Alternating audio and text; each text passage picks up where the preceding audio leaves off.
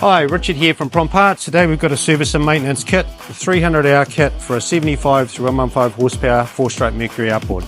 Let's open this up and see what's inside.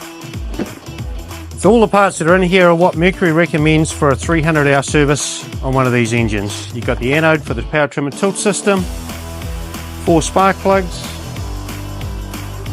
engine oil filter, water pump repair kit, which has the water pump impeller, faceplate, gaskets and water pump impeller key. Have the Otika clamp for the hose that goes into the thermostat housing, also includes that thermostat housing and thermostat. And also the anode kit. So this is the wedge anodes for the gear case, the engine inline fuel filter and the gearbox drain and fill washers for when you're changing the gearbox oil. Everything you need to do this service properly as per the manufacturer recommends. The only thing you need to get extra is the gear lube and the engine oil. So you can find us at promtparts.co.nz, engine parts, service kits.